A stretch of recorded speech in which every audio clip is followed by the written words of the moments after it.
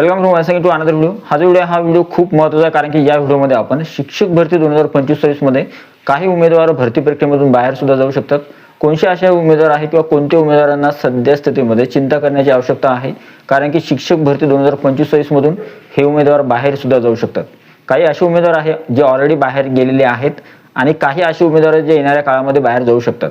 जर तुमच्याकडून काही चुकी झाली असेल तर त्यावेळेस मात्र हा व्हिडिओ तुमच्यासाठी खूप महत्त्वाचा असणार आहे। तुमच्याकडून जर यामधली एकही चुकी झाली नसेल तर त्यावेळेस तुम्ही समजून जायचं की तुम्ही शिक्षक भरतीमध्ये सेफ आहात।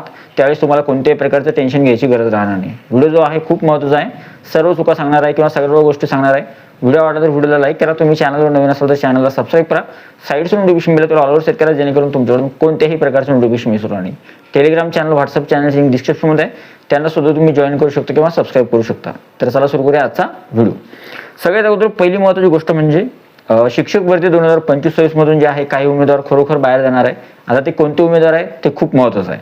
सगळ्यात पहिले जे उमेदवार आहेत ते आहे ज्या अभियोगधारकांनी म्हणजे शिक्षक भरती 2025 शिक्षक अभियोग्यता आणि बुद्धिमत्ता चाचणी परीक्षा 2025 ज्यावेळेस पार पडली तर त्यावेळेस फॉर्म 2-3 वेळेस भरले होते आणि कदाचित ज्यावेळेस परीक्षा देण्याची वेळ आली तर त्यावेळेस काही उमेदवारांनी परीक्षा एका वेळेपेक्षा जास्त वेळ दिली, म्हणजे 2 वेळेस परीक्षा दिली किंवा त्याच्यापेक्षा जास्त वेळ दिली। तर असे जे उमेदवार आहेत ज्यांनी 1, 2 किंवा 2 पेक्षा जास्त वेळेस परीक्षा दिली तर असे उमेदवार मात्र शिक्षक भरती प्रक्रियेमधून बाहेर जाणार आहे। पहिले जे उमेदवार आहेत ज्यांना, कारण की जो नियम आहे नियमानुसार तुम्हाला परीक्षा फक्त तुम्हाला हॉल तिकीट जरी 2-3 आले असतील तरी सुद्धा तुम्हाला परीक्षा फक्त एकदा द्यायला चालते। त्याच्यामुळं ज्या अभियोगधारकांनी परीक्षा 2 किंवा त्याच्या 2 वेळेस किंवा जास्त वेळ दिली असेल तर अशा उमेदवारांना मात्र शिक्षक भरतीमधून बाहेर जावं लागू शकतं। दुसरे जे महत्त्वाचे उमेदवार आहेत ते आहे, काही असे उमेदवार होते यावर्षी तुम्ही बघितलं होतं की 2025 शिक्षक भरतीमध्ये ॲपियर विद्यार्थ्यांना संधी देण्यात आली होती आणि जर तुम्ही ॲपियर उमेदवार आहात आणि त्यावेळेस जर समजा तुम्ही तुमचा स्वतःचा निकाल जो आहे तो जर सबमिट केलेला नसेल तर त्यावेळेस तुम्हाला माहित आहे जोपर्यंत तुमचा निकाल तुम्ही सबमिट केला नव्हता तोपर्यंत तुमचा रिझल्ट सुद्धा अनाऊन्स केला नव्हता। ठीक आहे, महाराष्ट्र राज्य परीक्षा परिषद यांच्या वतीनं। तर असे काही उमेदवार ज्यांनी स्वतःचा निकाल जो आहे तो सबमिट केलेला नाहीये आणि ऑलरेडी त्यांचा निकाल सुद्धा लावलेला नाहीये, असे काही उमेदवार आहे, काही हजारामध्ये उमेदवार आहे। तर हे उमेदवार सुद्धा शिक्षक पद भरतीमधून बाहेर जाणार आहेत, कारण की या उमेदवारांचा ऑलरेडी निकाल लागलेला नाहीये, त्यांचा निकाल एक तर राखीव आहे किंवा एक तर लागलेलाच नाहीये। त्याच्यामुळे हे उमेदवार शिक्षक पद भरती 2025 मधून बाहेर जाणार आहेत। पुढची जी गोष्ट आहे ती आहे टीईटी किंवा सीईटी पास नसणारे उमेदवार। आता फॉर एक्झाम्पल काही उमेदवारांनी फॉर्म भरला होता आणि त्यावेळेस त्यांचं ऑलरेडी त्यांना असं माहित होतं की आपण टीईटी किंवा सीईटी पास आहोत किंवा पास म्हणून तुम्ही जर समजा त्याच्यामध्ये इन्फॉर्मेशन फिलअप केली असेल, पुट ऑन केली असेल, तर त्यावेळेस तुम्ही जर टीईटी पास नसाल किंवा सीईटी पास नसाल तर त्यावेळेस मात्र तुमची उमेदवारी रद्द होऊ शकते।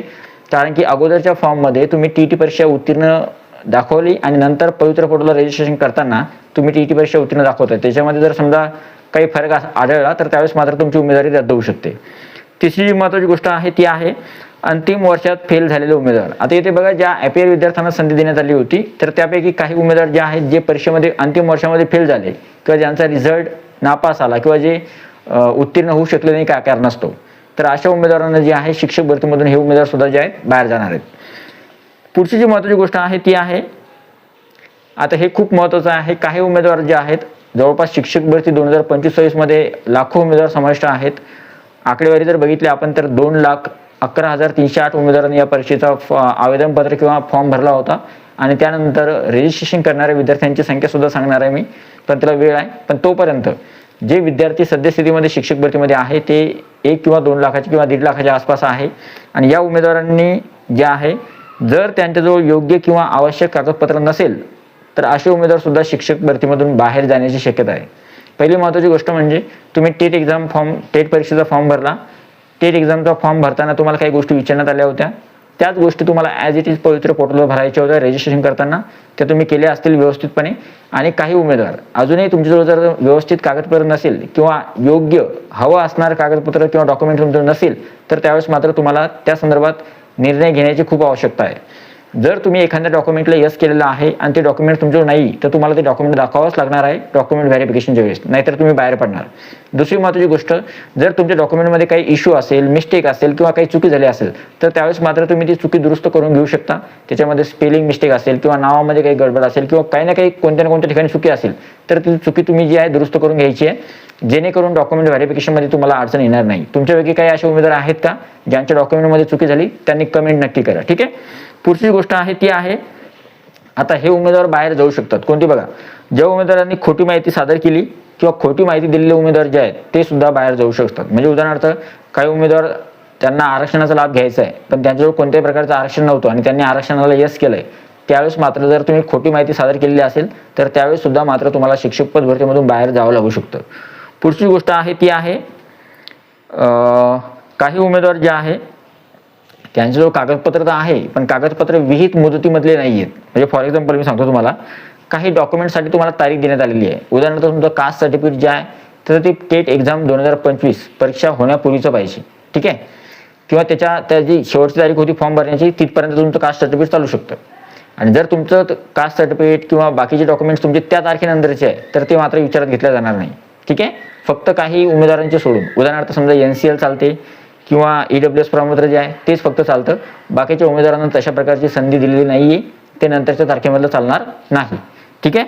पुढची गोष्ट आहे ती आहे, चुकीची कागदपत्र, झेरॉक्स किंवा बनावट प्रमाणपत्र. जर तुमचं चुकीचं डॉक्युमेंट आहे किंवा तुम्ही झेरॉक्स अपलोड केलेले आहे किंवा जर तुमचं प्रमाणपत्र बनावट आहे किंवा नकली आहे तर त्यावेळेस मात्र तुम्हाला याचा फटका शिक्षक भरतीमध्ये बसू शकतो आणि तुम्ही सुद्धा शिक्षक भरतीमधून बाहेर बाहेर तुम्ही जाणार तर त्यासाठी अगोदरच व्यवस्थित योग्य पद्धतीने काळजी घ्या जेणेकरून तुम्हाला बाहेर जायची आवश्यकता पडणार नाही.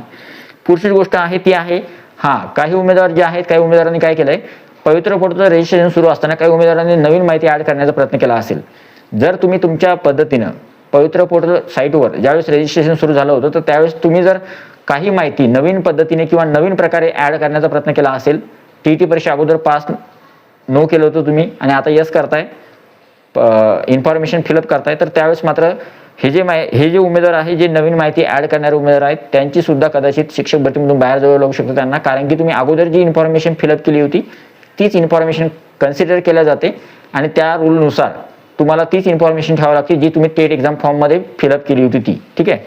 पुढची गोष्ट आहे ती आहे, आता या उमेदवारांबाबत संभ्रम आहे अजून की यांना खरोखर शिक्षक भरतीमध्ये स्थान आहे किंवा नाही, पण तरी सुद्धा बोलणं आवश्यक आहे.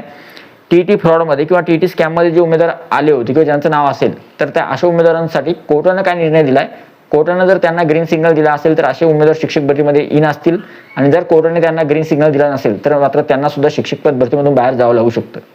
पुढची गोष्ट आहे ती आहे, सगळ्यात महत्त्वाची आणि आनंदाची बातमी बाकीच्या विद्यार्थ्यांसाठी, पण काही उमेदवारांसाठी ही बॅड न्यूज आहे, ती अशी आहे, पवित्र पोर्टलवर नोंदणी न करणारे उमेदवार हे सुद्धा शिक्षक पद भरतीमधून बाहेर जाणारच आहे. कारण सांगतो मी त्याच्या मागचं, जर तुम्ही शिक्षक अभिज्ञता आणि बुद्धिमत्ता चाचणी 2025 दिलेली आहे पण तुम्ही पवित्र पोर्टलवर रजिस्ट्रेशन केलंच नाही तर तुम्ही शिक्षक भरतीमध्ये समाविष्ट होऊ शकत नाही. म्हणजे तुम्हाला माहिती आहे जाहिराती कुठे येणार आहे, पवित्र पोर्टलला येणार आहे, नंतर तुम्हाला पसंतीक्रम द्यावे लागतील.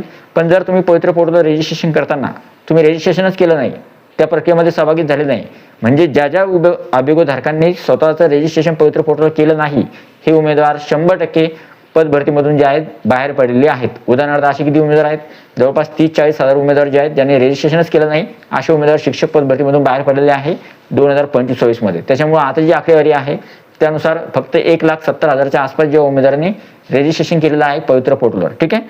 पुढची गोष्ट आहे ती आहे, आता पुढच्या ज्या काही गोष्टी आहेत ज्याच्यामध्ये तुम्ही जर ॲब्सेंट राहिले तर तुम्ही सुद्धा बाहेर जाऊ शकता. कोणकोणत्या गोष्टी बघा. पहिली गोष्ट, जाहिरातींना पसंतीक्रम न देणारे उमेदवार. आता काही दिवसानंतर जाहिराती येतील लगेच, ठीक आहे. जाहिराती आल्यानंतर काही उमेदवार काय करतात, नाही आपला स्कोर कमी आहे मग आपण कशाला जाहिरातींना पसंतीक्रम द्यायची, कशाला सहभागी व्हायचं, द्यायचंच नाही. आणि ज्यावेळेस मेरिट यादी बघतात आणि त्यावेळेस बघतात अरे हा तर माझ्यापेक्षा कमी मार्क्स आहे, हा लागला, मग असं कसं काय झालं, मी सुद्धा द्यायला पाहिजे होतं.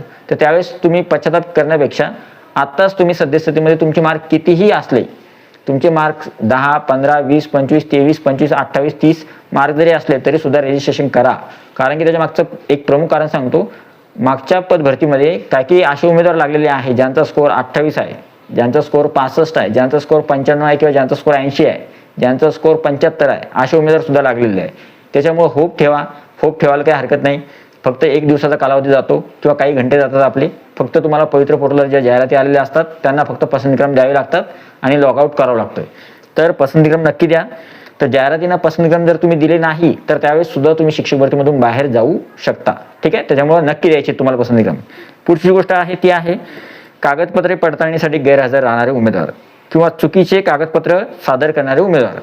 आता तुम्ही ज्यावेळेस पसंतीक्रम देता तर त्यानंतर निवड यादी प्रसिद्ध होते. निवड यादी प्रसिद्ध झाल्यानंतर तुम्हाला डॉक्युमेंट व्हेरिफिकेशनसाठी बोलवलं जातं, कागदपत्र पडताळणीसाठी. जर तुमच्याजवळ व्यवस्थित कागदपत्र असले तर त्यावेळेस तुम्हाला अडचण काही नाही आहे. तुम्हाला ग्रीन सिग्नल मिळतो, तुम्ही डॉक्युमेंट व्हेरिफिकेशनमध्ये पास होता आणि तुम्हाला पुढच्या प्रक्रियेसाठी तुमचं नाव रेकमेंड केलं जातं. पण जर तुमचं डॉक्युमेंट नसेल तर तुम्ही डायरेक्ट डॉक्युमेंट व्हेरिफिकेशनमध्ये अपात्र घोषित होता. त्याच्यामध्ये तुम्हाला ग्रीन सिग्नल मिळत नाही. तिथे तुम्हाला तिथे जे आहे डॉक्युमेंट व्हेरिफिकेशन तुमचं न झाल्यामुळे किंवा तुमचं चुकीचं डॉक्युमेंट असल्यामुळं तुम्हाला तिथं डॉक्युमेंट व्हेरिफिकेशनमध्ये अडचण येऊ शकते आणि तुम्ही शिक्षक भरतीमधून जे आहे अपात्र होऊ शकता. त्याच्यामुळे डॉक्युमेंट व्हेरिफिकेशनवर जास्तीत जास्त फोकस ठेवा. तुमचं अजूनही डॉक्युमेंट काही आहेत किंवा नाही ते बघून घ्या, तपासून घ्या. त्यानुसारच तुम्ही शिक्षक भरतीची पुढची तयारी करावी. त्याच्यासाठीच आपण हा व्हिडिओ बनवतो स्पेशली. पुढची गोष्ट आहे ती आहे सगळ्यात शेवटी परीक्षेत गैरप्रकार किंवा अन्य प्रकारे समाविष्ट असणारे उमेदवार. उदाहरणार्थ समजा काहींनी बनावट कागदपत्र घेतले असतील, काहींनी पैसे किंवा काही वेगळ्या गोष्टी असतील, आम्ही दाखवण्याचा प्रयत्न केला असेल, तर वेगवेगळ्या गोष्टी ज्या आहेत त्याच्यामध्ये जर तुम्ही इन्क्लूड असाल किंवा गैरप्रकार केला असेल किंवा कशाही पद्धतीने अन्य प्रकारे जर तुम्ही परीक्षेमध्ये समाविष्ट झाले असाल तर त्यावेळेस मात्र असे उमेदवार सुद्धा शिक्षक पद भरतीमधून बाहेर जावं लागू शकतं. त्याच्यामुळे या सगळ्या गोष्टी होत्या आणि हे उमेदवार जे मी तुम्हाला सांगितले जवळपास 15 प्रकार आहेत असे की जे उमेदवार शिक्षक पद भरती 2025 मधून बाहेर जावं लागू शकतं आणि त्यांना कदाचित बाहेरच जावं लागणार या शिक्षक पद भरतीमधून. जास्तीत जास्त शक्यता अशीच आहे. ठीक आहे.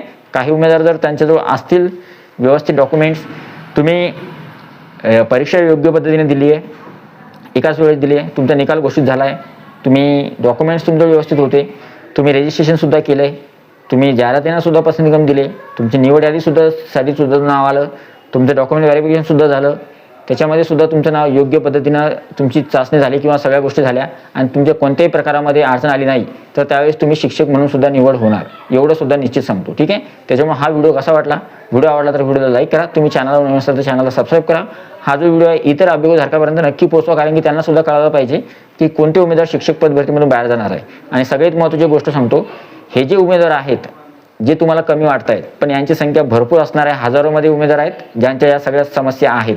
मी या सगळ्या समस्या नोट डाऊन करून घेतल्यानंतरच व्हिडिओ बनवला. त्यानुसार मला माहिती आहे की जवळपास हजारोमध्ये विद्यार्थ्यांची संख्या आहे की हे विद्यार्थी जे आहेत शिक्षक पद भरतीमधून बाहेर जाऊ शकतात. त्याच्यामुळे हा व्हिडिओ जो आहे जास्तीत जास्त अभियोगधारकांना पोहोचवा.